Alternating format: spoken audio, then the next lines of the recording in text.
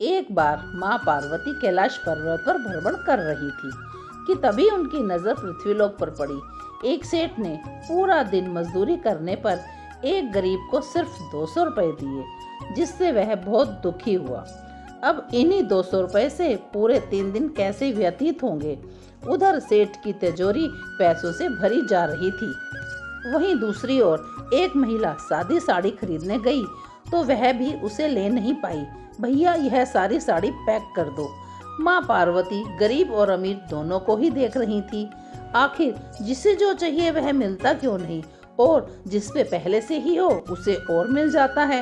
इस प्रश्न का उत्तर तो महादेव ही दे सकते हैं। माँ पार्वती भगवान शंकर के पास गई।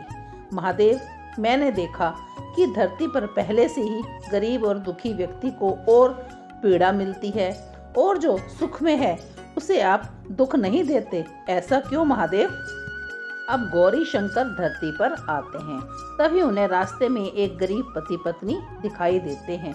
मीरा, ना जाने हमारी गरीबी के दिन कब दूर होंगे। वो मनोज ने फिर एक नई जमीन खरीद ली है। सबका भाग्य एक सा नहीं होता जी। उसके भाग्य में अमीर होना लिखा है। भगवान की इच्छा होगी तो हम भी कभी अमीर बन जाएंगे।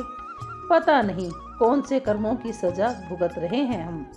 महादेव, आप इस इंसान पति पत्नी दोनों को कुछ समय के लिए अमीर बना सकते हैं क्या? पार्वती ने बोला। मेरे कहने पर आप इन्हें अमीर बना दीजिए। ये बेचारी कितनी दुखी है।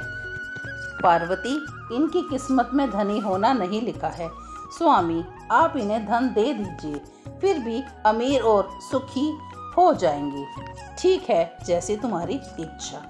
पार्वती के कहने पर सोने से भरी पोटली शिवजी ने उस रास्ते में डाल दी, पर अपनी गरीबी की चिंता में उनकी नजर उस पोटली पर नहीं पड़ी और वह नहीं उठा पाए उस पोटली को।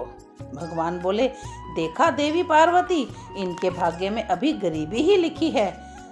भगवान शिव और पार्वती ने एक पति पत्नी का रूप धारण कर एक गांव के पास में डेरा जमाया। शाम के समय देवी बोली, स्वामी, मैं रसोई की तैयारी करती हूँ। यदि हम पृथ्वीलोक में रहने आए हैं तो हमें भोजन की व्यवस्था तो करनी ही होगी। मैं चूल्हा तैयार करती हूँ, आप खाने की सामग्री ले आइए। अब देवी पार्वती चूल्हा बनाने लग गई। तभी शिवजी आए। माता बोली, आप सामग्री नहीं लाए? तो शिवजी बोले, जिसका उत्तर जानने के लिए हम पृथ्वी पर आए वह तो हमें मिल ही गया है। अच्छा, ये बताओ कि तुम चूल्हा बनाने के लिए ईंटें कहाँ से लाई? देवी पार्वती बोली, कुछ लोगों के घर पुराने गिर चुके थे और रखा रखा सामान वहाँ कोई नहीं लेता था। अच्छा, तो तुम अमीर अच्छे घरों से भी ईंटें ला सकती थी। प्रभु, जो घर अच्छे और सुंदर दिख रहे थे उन घरों का रखरखाव बहुत अच्छे से था। ऐसे में मैं उन सुंदर घरों को कैसे बिगाड़ सकती थी भला? देवी पार्वती, आपके प्रश्न का उत्तर आपने स्वयं ही दे दिया। लोगों ने अपने जीवन को अच्छे कर्मों से सुंदर बना रखा है, उन्हें दुख कैसे हो सकता है भला? इस संसार में हर मनुष्य अपने कर्मों का ही फल पाता है। सबके पास सब कुछ नहीं होता। जो गरीब पति पत्नी थे वह पिछले जन्म में कंजूस सेठ सेठानी थे। कोई दान धर्म नहीं करते थे, इसलिए इस जन्म में उन्हें गरीबी का दुख मिला।